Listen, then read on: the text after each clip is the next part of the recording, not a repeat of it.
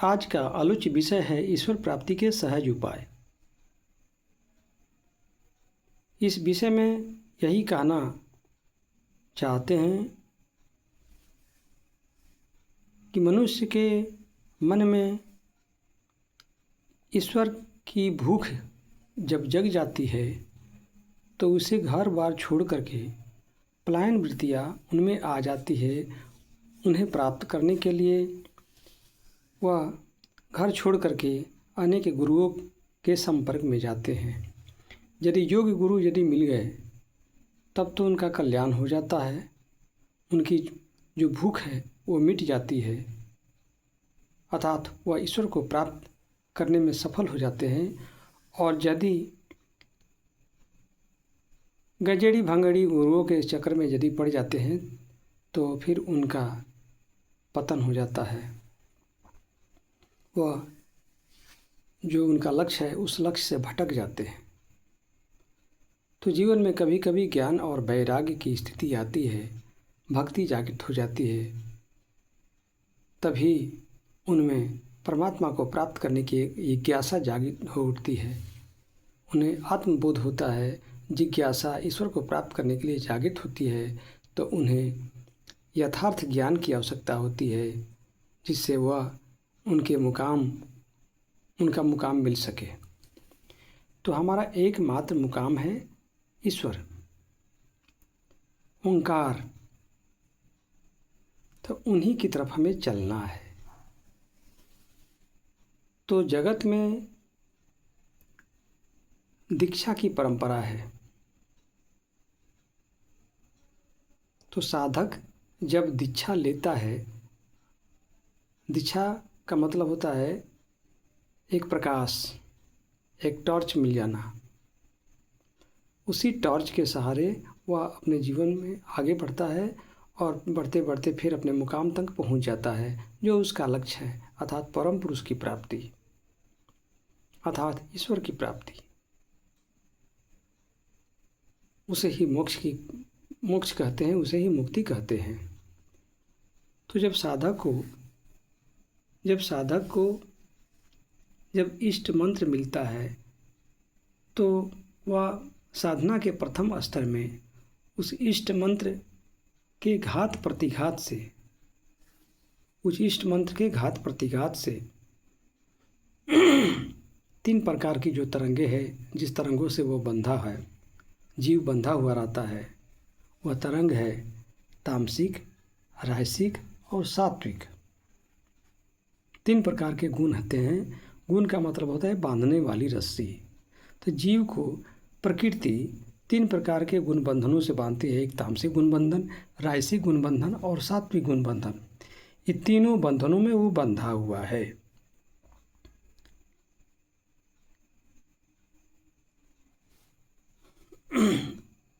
तमोगुण में उसकी मन की चंचलता इतनी तीव्र होती है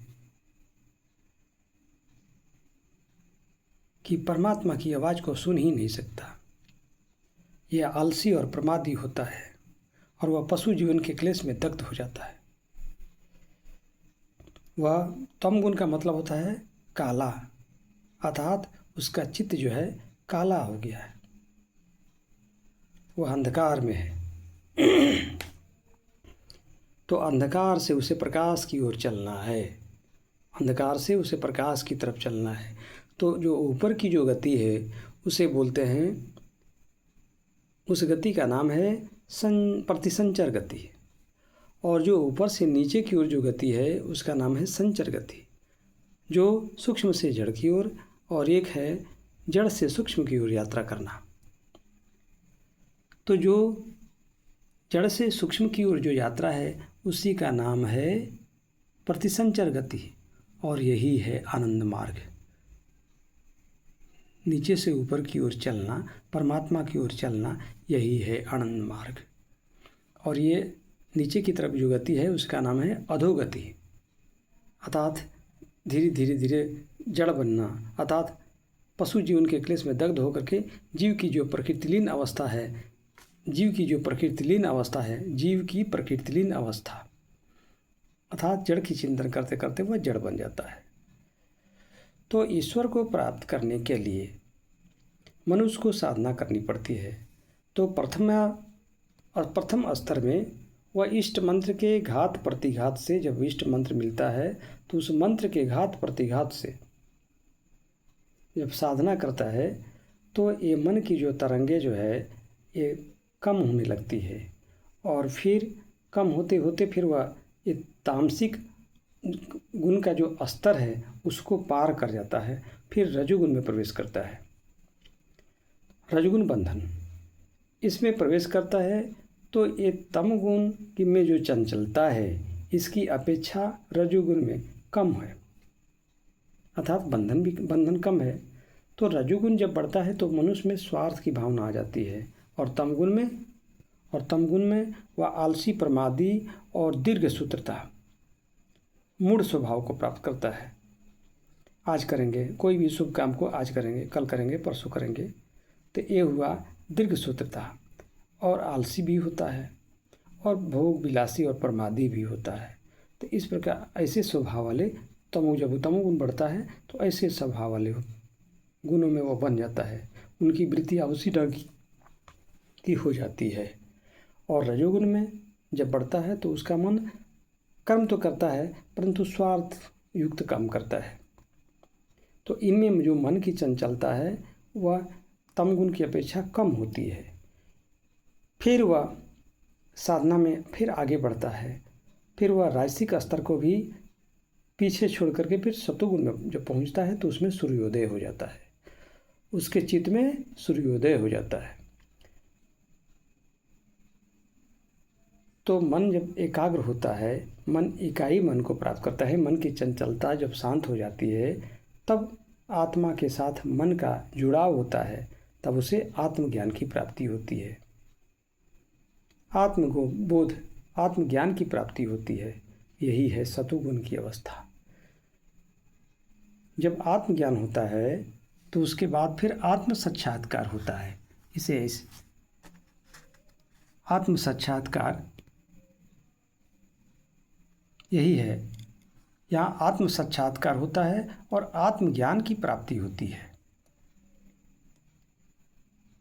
आत्मज्ञान की प्राप्ति होती है क्योंकि मन की चंचलता जब शांत हो जाती है, मन इकाई मन को प्राप्त करता है, अनुमन को प्राप्त करता है, तो उसे बोलते हैं देवत्व गुण की प्राप्ति। वह देवता बन जाता है। नीचे जो है वह तमोगुण में वह असुर स्वभाव को प्राप्त किया था, असुर स्वभाव को प्राप्त किया था, अब फिर जो है वह देव स्वभाव को प्राप्त किया है। इसी को बोलते हैं सतोगुण। लेकिन ये भी बंधन ही है, यहाँ सिद्धियाँ की प्राप्ति होती है। परंतु विवेकी जन जो है अब सिद्धि को भी पीछे छोड़ जाते हैं, परमात्मा से एकमात्र।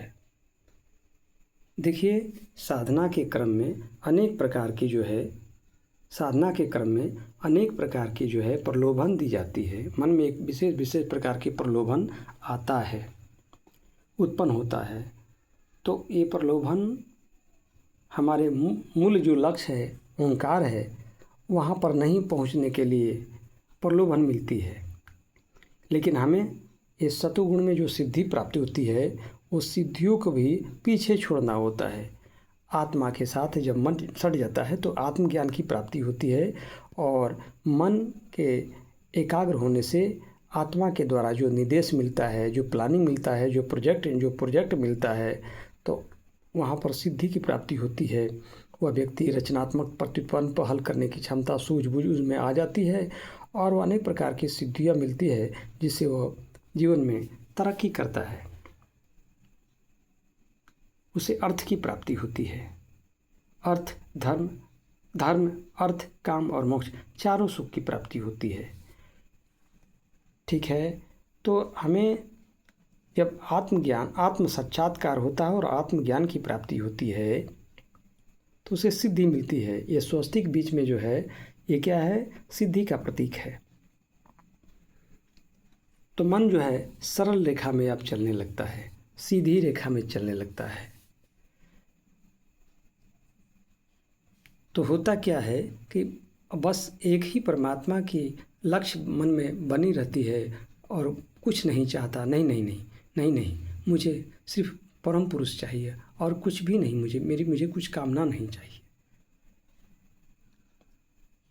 मेरी कोई कामना नहीं है, बस एक परम पुरुष, एक परमात्मा।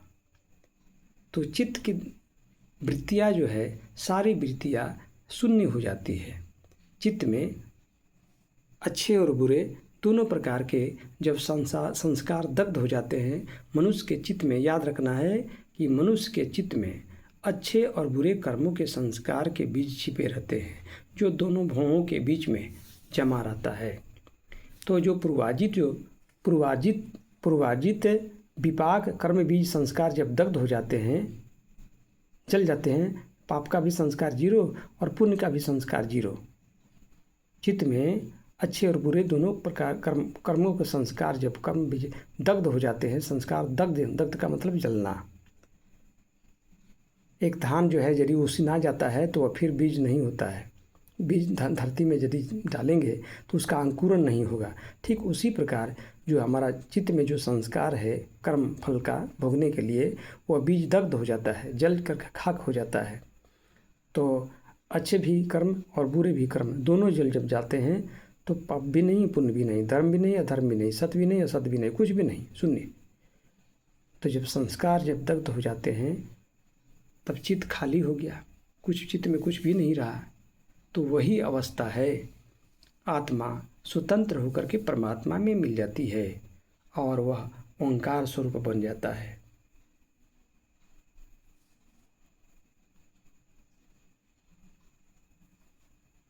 वही है ईश्वर की भूमा मन की प्राप्ति। अनुमन, सतुगुण में अनुमन की प्राप्ति होती है और सतुगुण को भी पीछे जब छोड़ जाता है, आगे बढ़ता है तो अनुमन और भूमा मन, अनुमन भूमा में मिल करके भूमा मन बन जाता है, अर्थात बृहत्मयपन की प्राप्ति होती है। सारा जगत हर कण में मैं ही मैं हूँ, मेरे सिवाय दूसरी कोई सत्ता नहीं है। सारा ब्रह्मांड में हर कण में एक ही ब्रह्म है, ब्रह्म के सिवाय कोई दूसरी सत्ता नहीं है। तो यही है ओंकार की प्राप्ति। और तभी उसके हृदय में, तो इस साधना का जो चतुर्थ स्तर है, तभी हृदय में ईश्वर का अवतरण हो जाता है और क्षुद्रमयपन का अभाव हो जाता है और बृहदमय ब्रह्म की भावना की उपलब्धि हो जाती है। अतः सब कुछ मैं ही मैं हूँ, मेरे सिवाय दूसरी कोई सत्ता नहीं है। तो यही है ईश्वर प्राप्ति का रहस्य, यही है ईश्वर प्राप्ति का रहस्य। उसके हृदय में परमात्मा का अवतरण हो जाता है। कब? जब वह प्रकृति के प्रकृतम रज और सत तीनों गुणों को उल्लंघन कर जाता है, तब उसके हृदय में परमात्मा का अवतरण हो जाता है। यही है ईश्वर प्राप्ति अनुसंधान केंद्र यूट्यूब चैनल द्वारा जनहित में जारी।